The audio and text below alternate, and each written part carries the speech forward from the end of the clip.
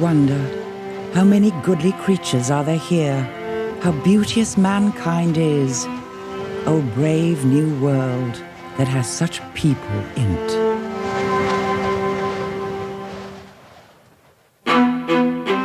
Things are changing, and sometimes you don't know it until your world is upside down. As our tools move faster, so do we. We're climbing an evolutionary ladder, but what will humans be when man makes man in his own image? You may be surprised at what you find. A musical universe knit together by dancing strings. A world where aliens live right before our eyes. A world that just might lose most of its living creatures, but where man somehow slips through. We haven't got many answers, but we've got some terrific questions.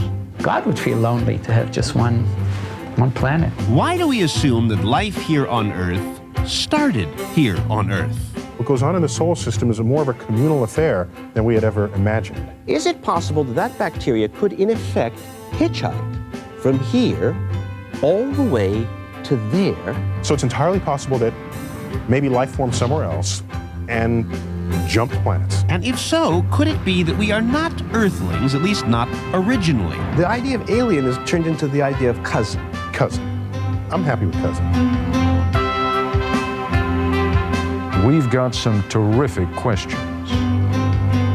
Plenty of questions on the road to a brave new world.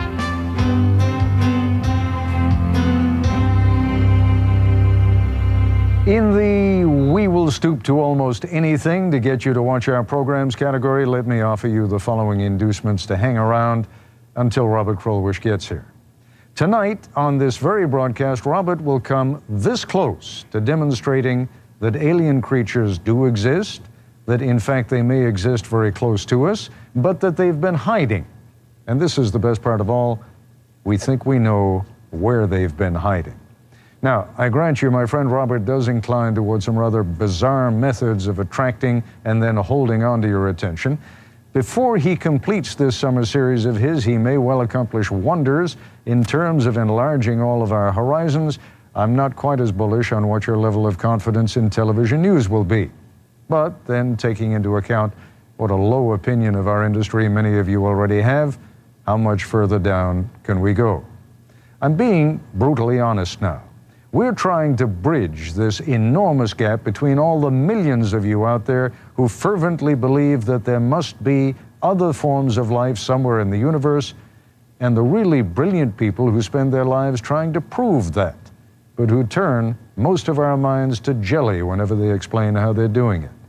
And that's where Krulwich comes in. He, in a manner of speaking, has one foot in each camp.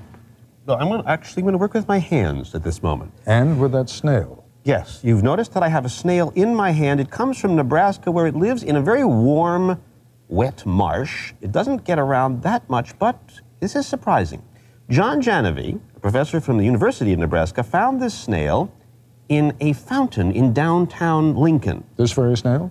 No, a snail much like it. Ah. A fountain, by the way, which gets turned off in the winter. Not a good place to be for a long time. Found a snail in puddles. Then he went out and looked across the prairie, and it's dry there. This is sandhill country, some 35 miles out from the nearest swamp, far from water, and there in an isolated well tank were hundreds of these snails, in the tank and in the mud just below.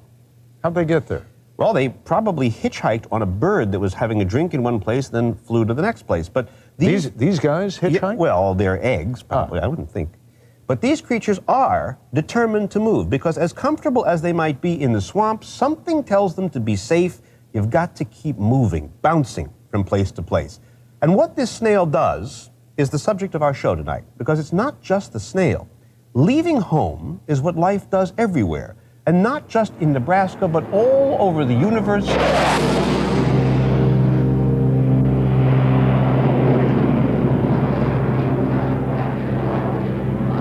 And the galaxies.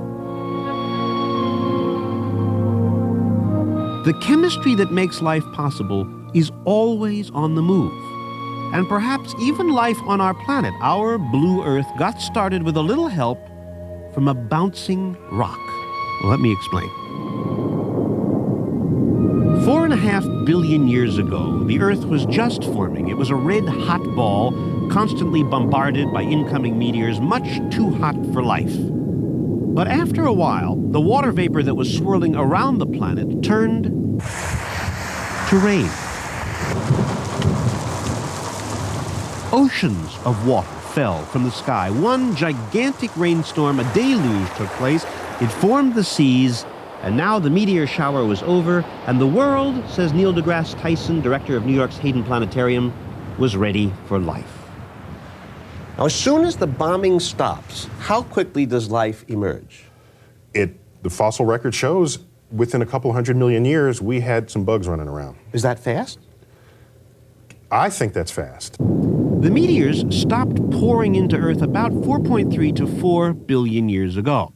This gray, round ball of carbon, looking a little like a moon in space attached to a rock that's colored blue, is perhaps the oldest evidence of life on Earth. It was just discovered near Greenland and appears to be 3.85 billion years old. So as you can see, as soon as the world stopped being too hot, life popped up, which suggests, says Neil, that when conditions are ripe, life is going to show up. Because if life were a hard thing, if life were difficult, give it 1 billion years, 5 billion years, maybe even 10 billion years.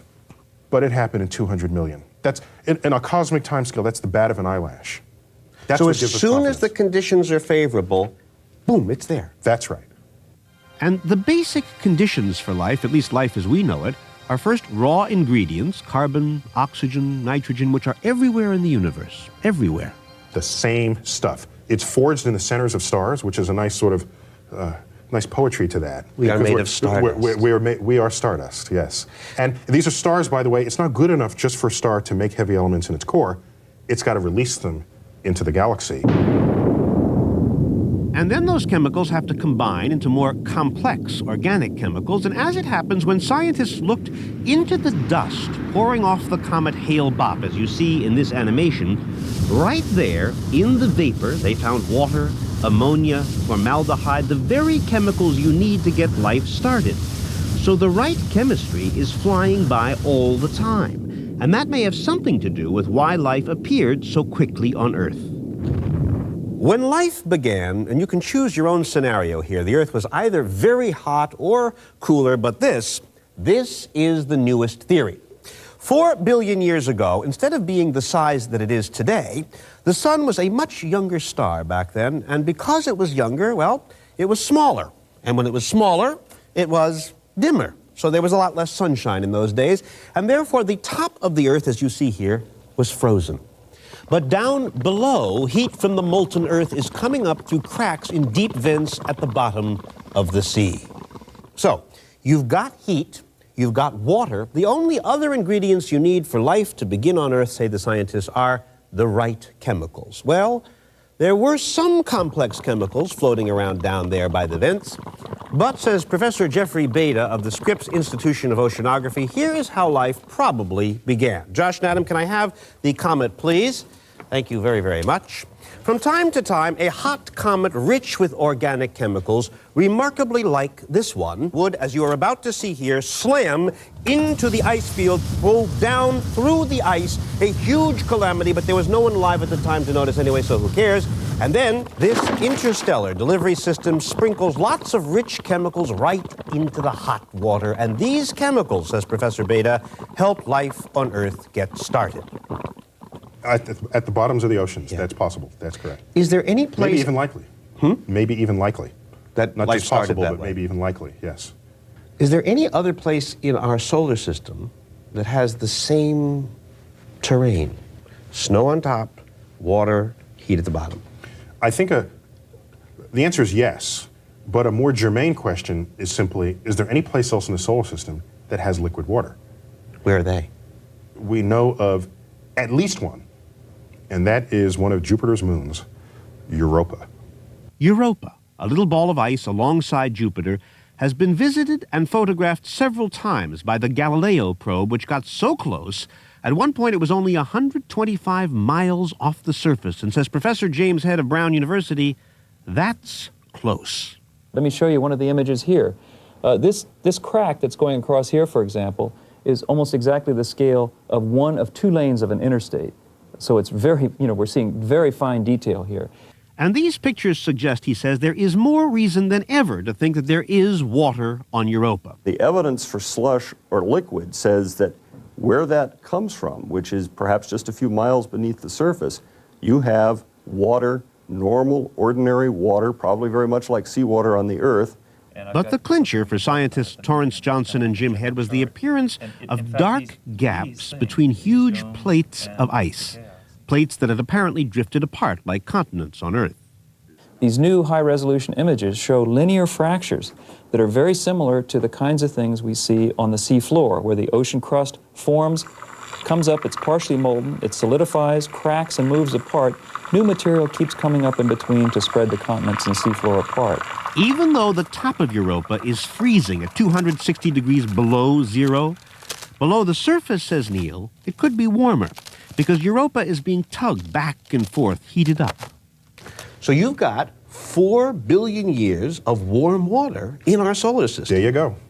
So consider, if one possibility is that life here on Earth started with cold up here on the top, and then water in the middle, and then heat way down below, and if it turns out that Europa has had the very same arrangement, cold and then water and then heat for the same 4 billion years, and we know without a doubt that Europa also gets hit by comets delivering those same organic chemicals. Well, if life started this way on Earth, why not the same way on Europa?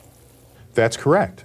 There's no reason to doubt that at all. And that's in our own backyard. All these people that say, let's go to the stars and across the galaxy to find life. We got our own backyard that we haven't. What kind of life would you let's look expect in our to own find sandbox. there? Would you expect to find large things, small things? I don't think anybody knows. But considering what we've already found in our own deep seas, Neil says, I think I can tell you what a Europan might look like. We'll be right back.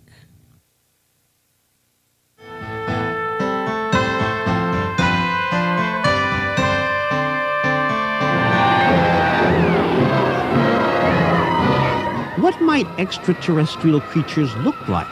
The director of the Hayden Planetarium in New York, Neil Tyson, says, well, movies don't give you a clue. The people who invent Hollywood aliens have no imagination at all. Well, no, but you did applaud The Blob. The Blob was good. The Blob was good. Why was The Blob good? The Blob didn't have 2 arms, 2 legs, a head, eyes, nose, and a mouth, as most Hollywood aliens do. They try to say, all right, they're from outer space. Why? Well, because they have antennae, or 4 fingers instead of 5. Excuse me, okay? Look on Earth. We've got all kinds of odd-looking creatures here, and as different as we seem, we are all of us related, descended from the same ancestor. And all sharing some fraction of identical DNA. And we're on the same planet. So if we can be so different from each other, then the question is, could extraterrestrials be even more different? Well, that depends. Is there a completely different way to build a creature, or in the end, is all life built the same way? There is a notion that life everywhere comes from the same seed, traveling across the galaxies. That seed bounces from place to place, lands, germinates, and creates a continuous stream of life. But no matter how life looks across time and space, all of us are related. Of course, this is a complete fantasy because we've never found any seed that bounces through space. But if seeds could travel inside rocks, well, we do know at least rocks bounce from planet to planet because we've got one. And there's an unbelievable excitement. So fascinating. Awe-inspiring as can be imagined. That famous Martian rock that may or may not be carrying fossils from Mars. It was found all alone on a windswept plain in Antarctica. Geologists, after close analysis, believe that apparently, ages ago, a meteor slammed into Mars, kicked off a Martian rock which drifted for a few million years around the sun until it got close to Earth and then got pulled in.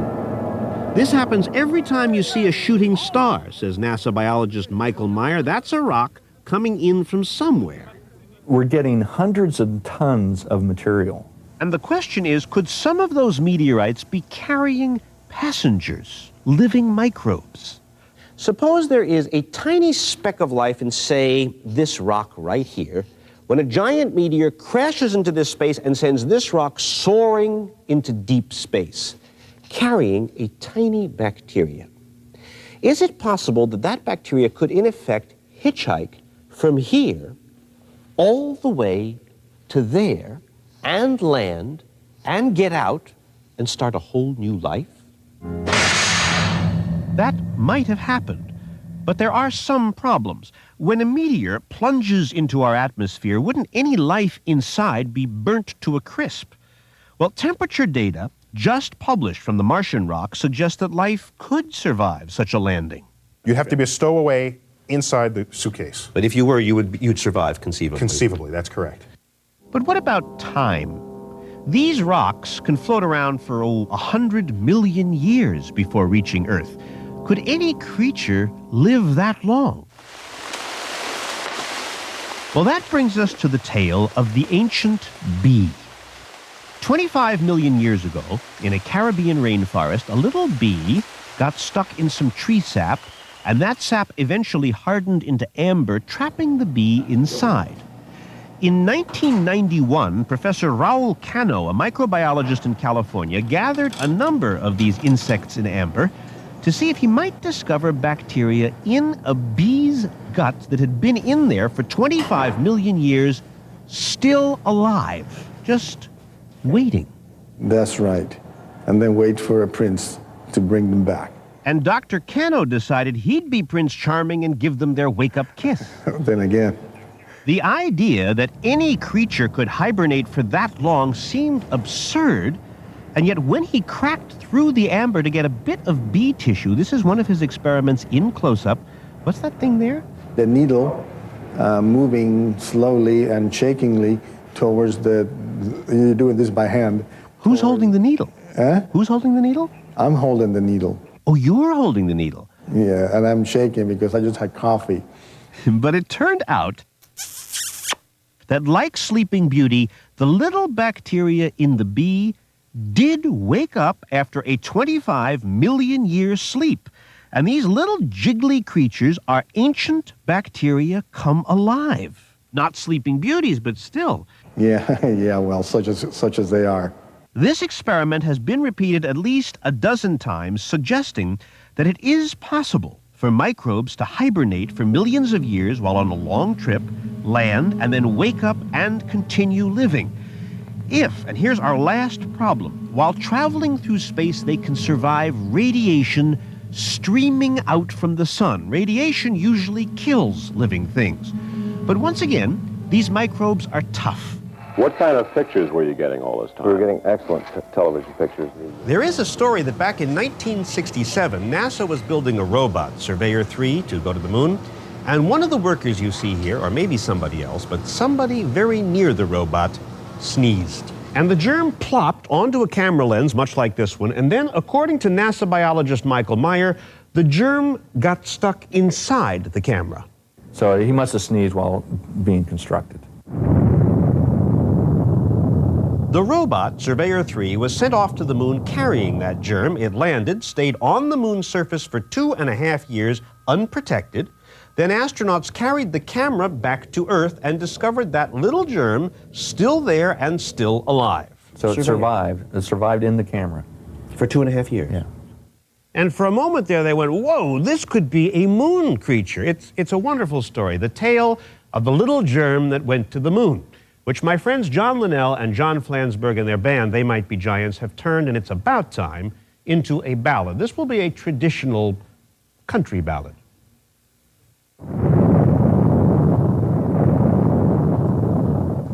Once Once upon a time they sent a rocket to the moon with scientific instruments to test conditions there. But just before they closed the door, one scientist expelled a germ that accidentally found its way aboard and stowed away. For 3 years it remained undetected on the moon. It was the only living creature there.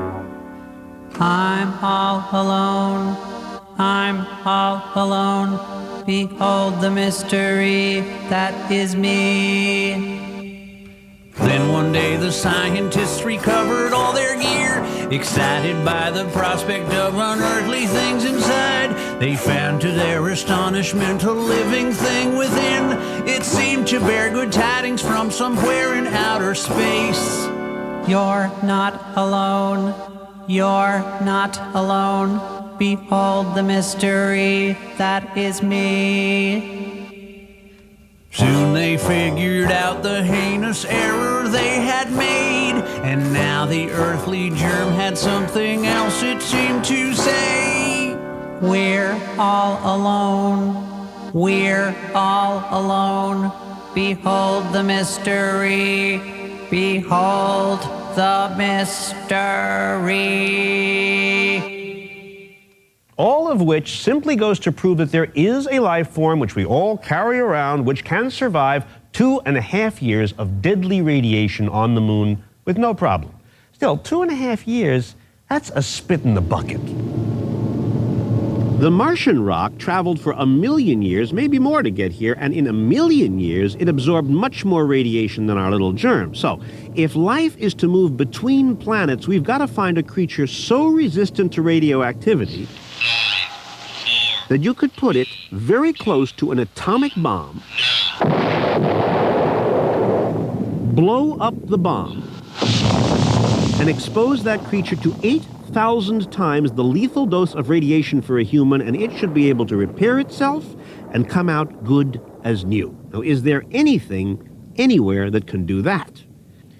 Well, if you look in the Guinness Book of Records, which is what Professor Michael Daly of the Uniformed Services University did in Maryland one day, you'll notice this listing, the world's toughest bacterium. I was reading the book and saying this is out of... By the way, why are you reading, why would a guy like you be reading the Guinness Book of Records? Because I do. Because you do. All right. I don't have any prejudices in this regard, but so you were looking at it, and there you see the bug that you study here in the lab. That's right. Deinococcus radiodurans is Latin for terrible berry that resists radiation. Well, just how much radiation can this creature resist? Dr. Daly decided to put it to the test. We'll be right back.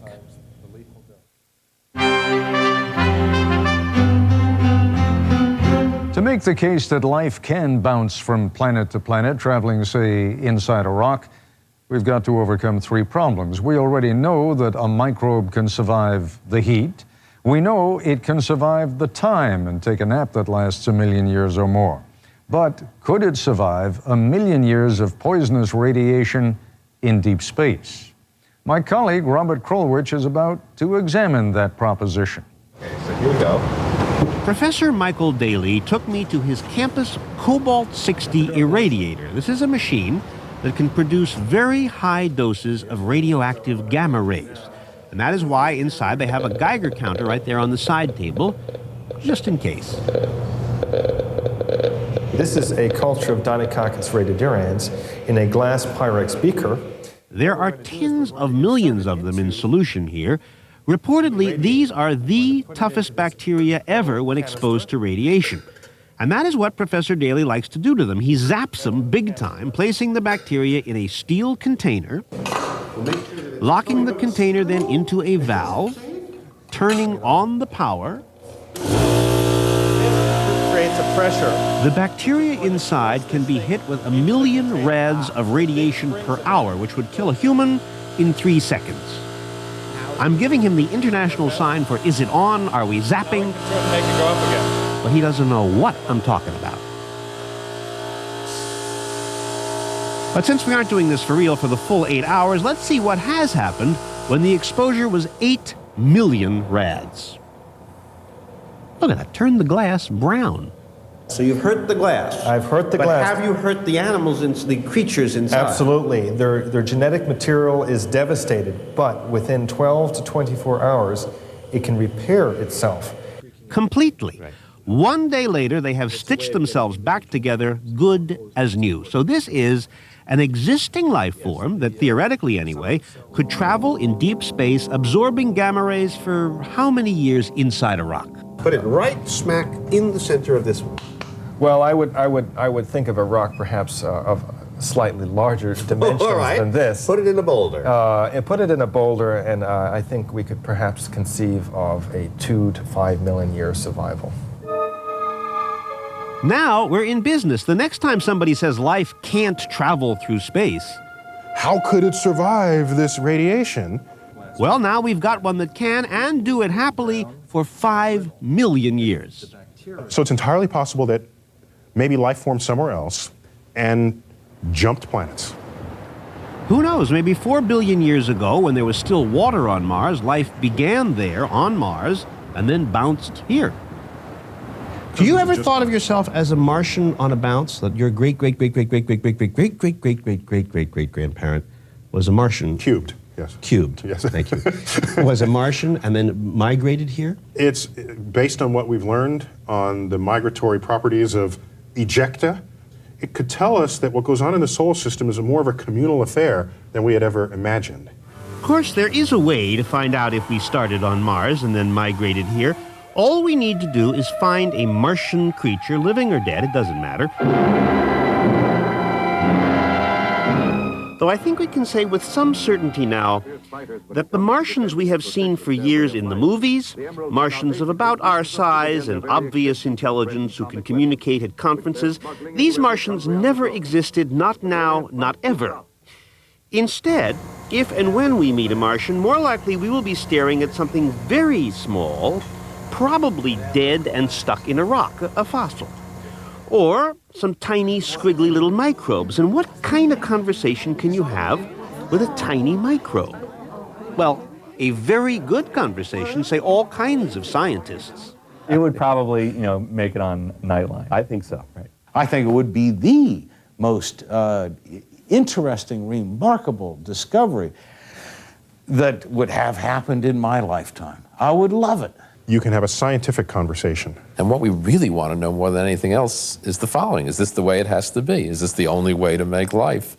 The key question for scientists, if and when we have our first encounter with an extraterrestrial, is not, whoa, what a weird-looking creature, which is, of course, what you and I would say, but scientists like Neil Tyson, they don't care that much what it looks like on the outside.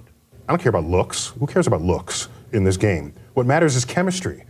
If we look at our first extraterrestrial, and by the way, it doesn't have to be big like this one, it could be a tiny microbe, doesn't matter. But if it turns out that inside it is built of cells with cell walls and a nucleus, as you see there in the middle, and DNA, it could be that life everywhere in the universe will be kind of similar to us, maybe even related, family. But if it turns out that the creature is built from something very different, no walls, no DNA, nothing familiar, then we've discovered life out there could be truly alien, other. We don't know. But this is about the word alien, isn't it? Yeah. If the life form that we discover, if we discover one, is truly different, then we've met a real alien, a completely different I would thing. ask, why didn't that life form happen here on Earth as well? I don't know. I don't know either. But if we meet one that looks and is built, if its chemistry is like us, then the idea of alien is turned into the idea of cousin. Cousin. I'm happy with cousins. My problem, Robert, and I freely confess that I'm the product of a rather conventional upbringing, is that I feel no kinship with your terrestrial pincushion there whatsoever. I don't feel related to it. Yeah, but remember, you don't have to feel related to its outside. It's the inside that counts. If the first extraterrestrial we meet contains in it, say, a cell and some DNA, we could look at the DNA and determine, if we found the first extraterrestrial on Mars, when it left Mars and bounced to Earth, if that's what happened. We'd be able to actually discover not only that we have relatives in the solar system, but when we bounced. And if there is no relationship whatsoever? If there's none, equally fascinating.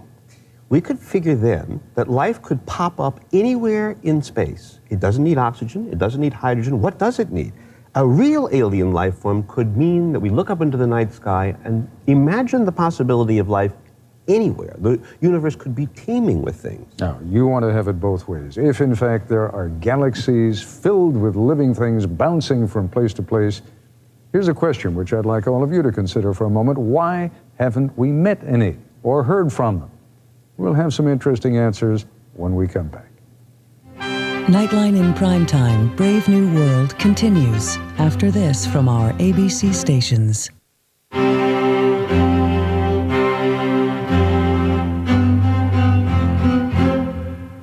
50 years ago, the great physicist Enrico Fermi was asked, "Sir, when you look up at the night sky at all those galaxies and stars, how could there not be intelligent creatures out there?" And Fermi answered, "Well, if the universe is humming with intelligent life, where are they?" That was his famous taunt. If they're out there, why haven't we heard from them? It's a good question. And thoughtful people have come up. Let me give you 3 reasons why intelligent life might be out there and why we have never met them. Here's reason number 1. It's quite possible that intelligent creatures visited the Earth, but they left. And why? Well, to put it simply, because there was no one here to talk to. Let me explain. I've invited Jason Jordan of Ballet Tech to help me out here. If you could just extend your hands outward, thank you very much. And let's say that the tip of this finger here represents the first Earth creature, the first single-celled organism. Then we're going to make a timeline right across Jason's body till we reach the tip of his finger. This is the present. This is right now. Now, using this timeline, if you start at the very beginning of life and move from there across the arm and then across the chest and then all the way to the other arm, stopping right around here, all creatures on Earth till then were just bacteria, single-celled organisms. Now, if you move here to the elbow, boom, that's when you get jellyfish and very primitive creatures. Then moving right along, we come to the age of the dinosaurs. The dinosaurs come in around here and they all die off around here. This is the period of dinosaurs. And our species, now get this, the earliest ape people show up right here at the very beginning of the white of your nail. So in the long history of Earth, there's only one teeny moment at the edge of the fingernail where there's any intelligent creatures who can talk. Who are you? An alien? Oh, really? Where from? The planet Bing Bong. The planet Bing Bong. Very lovely planet. I've been there several times. Would you ever like to visit the planet Earth? Yes. Okay, here is your intergalactic vehicle. I want you to take this vehicle. You can visit the planet Earth at any time in its 4 billion year history. Jason, if you could be the Earth, go ahead and make your trip. Okay, I see that you have landed there. Who's living on Earth at that point? Bacteria. Would you stick around on Earth if there were only bacteria to talk to? All right, let's try another location. All right, who's then? Jellyfish. Would jellyfish interest you long enough so that you'd stay? No, all right. And who's, I don't remember who's there. Fish with backbones. Fish with what? Backbones. Oh, would it be interesting to you to hang out with fish with backbones? No. So maybe intelligent aliens like Gil do exist, and like Gil, they visited the Earth. But, like Gil, they left because... there was no one to talk to. Exactly. Okay, that is one reason why we haven't seen intelligent aliens. Now, here's another. Suppose they are among us right now, but we can't see them because, well, it's a question of scale. 300 years ago, the French writer Voltaire told the story of Micromegas, excerpted here by cartoonist Amanda Connor. It's the story of a young scholar who traveled from his home star across the universe on a light beam to search for intelligent life on Earth. Micromegas, however, was 120,000 feet tall, so try as he might, he couldn't locate any intelligent creatures anywhere. Which isn't surprising, since humans were 1/24,000th his size. So, as we show you here, had there been an Eiffel Tower at the time, which there wasn't, he could have touched it with his finger, but a human to him would have been a teeny, invisible dot. And that's why, for a while anyway, Micromegas assumed there was no intelligent life on Earth. So it's possible, of course, that we do indeed have alien visitors here, but they're so small that, like Micromegas, we can't see them. In short, it's a question of scale. And here's one more interesting possibility, although it's a little on the lonely side. Yeah, there are aliens out there somewhere, but intelligent life is so rare, that's why we haven't met them yet. If intelligence were really important for survival, it would have shown up many more times in the fossil record than it has. Here on Earth, there have been maybe 1 billion different creatures that have come, gone, some are still with us. But of all those creatures struggling to succeed, it is entirely possible and likely that humans are the only ones that have what we define as intelligence in the history of that fossil record. And all kinds of animals are doing just fine. The cockroach is doing just fine, and it's not, as far as we know, doing complex arithmetic. Okay, so intelligence as a given in any ecosystem, to me, is an unlikelihood. In other words, most creatures in the universe can do just fine without a brain that makes chamber music. It's nice.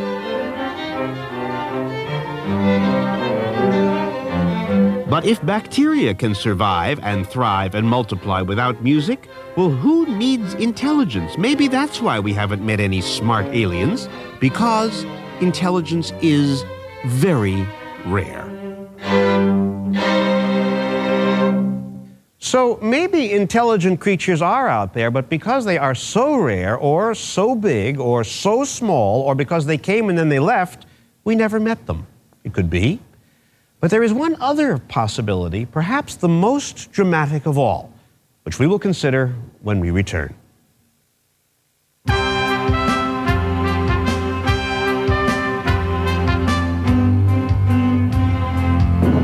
have ignition and we have liftoff.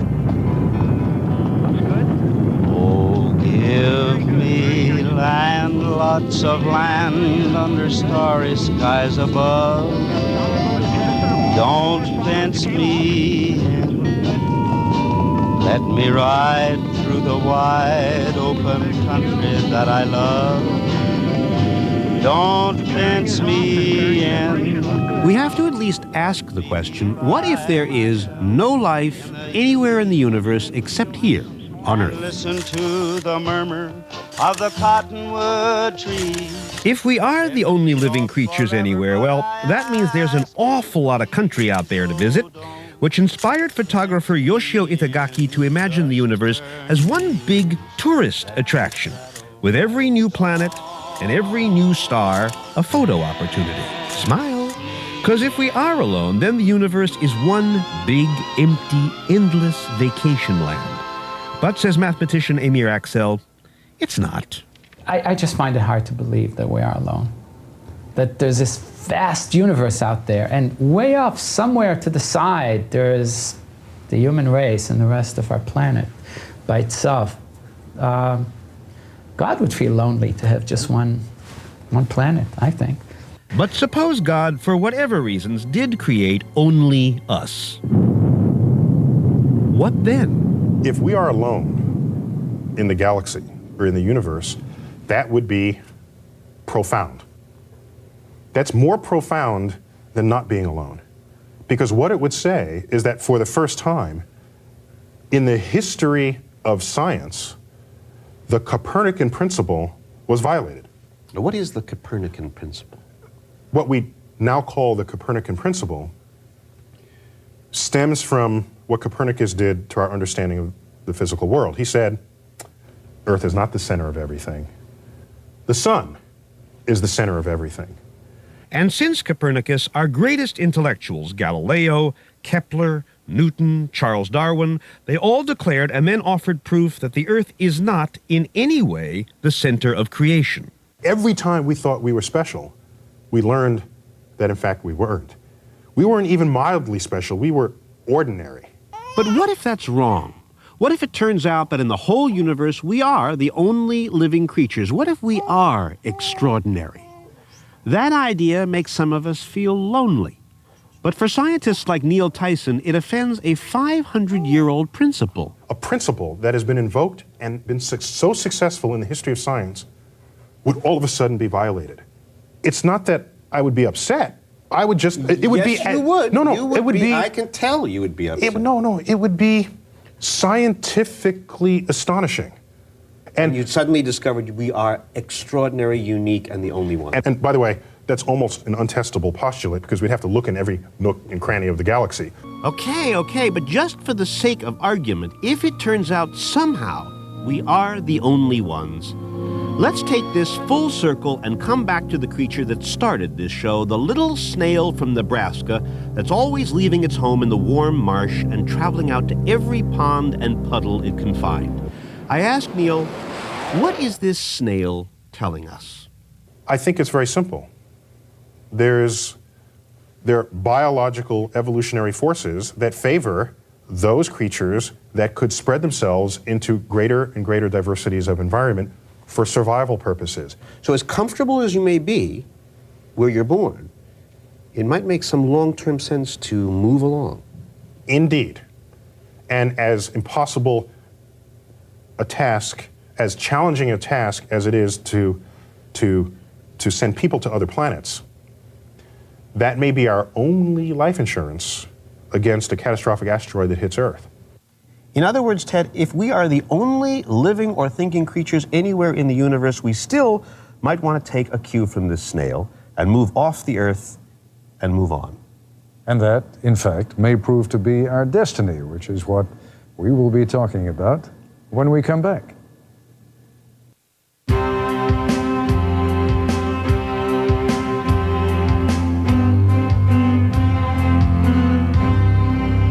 It seems to me, Robert, as I consider your friend the snail hopping from place to place, that perhaps we have arrived at a seminal moment in our existence as human beings on Earth. We have been sitting here since the beginning of our origins, waiting for somebody out there to let us know that they're there, either to send us a message or to come down and visit us. And maybe they're waiting for us. Or maybe there's nobody there. Either way, though, don't we have to follow the example of the snail? I think so. Either to preserve our existence in case something terrible happens on Earth, we get out. That would be if nobody else is there. Right. Or if somebody's there. I mean, you don't want to be in one place. Possibility number two is it's humans-like adventure, and there's an adventure to be had, to look for the other creature, if there is one. The third possibility is there isn't one, and then if we're in this vast empty space with nice places to visit and nice places to live in, maybe our job is to go out and live in them somehow.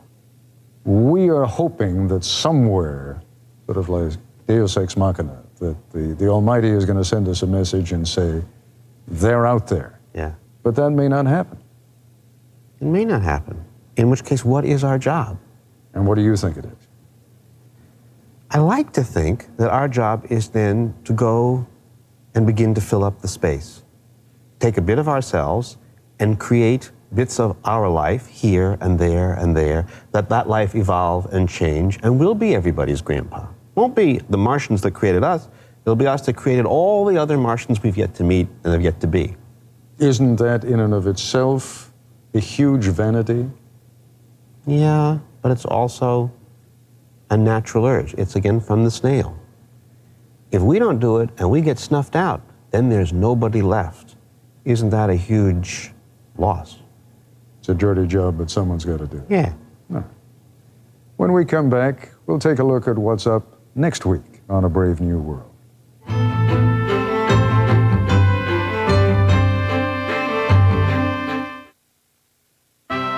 Next week, we're going to discuss boundaries, limits, what we do when we run into them, and what we do in order to get around them.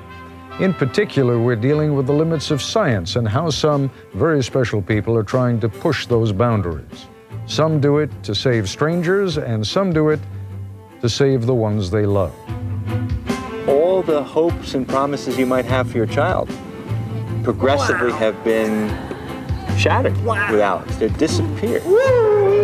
Are there some questions that science may never answer? You have to get to the point where you accept him for what he is. But that really doesn't matter. You have to consider the possibility he may never talk. when it's someone you love. I know professionally that the odds against this talking are easily 99 to 1. And as a parent, as a researcher, I have to go for that 1%. Next week, a story about hope. For more information on the search for life in the universe or any other topic discussed on this series, visit our website at abcnews.com. And please don't forget Nightline tonight after your local news. That's our broadcast for tonight. I'm Ted Koppel. For all of us here at ABC News, good night.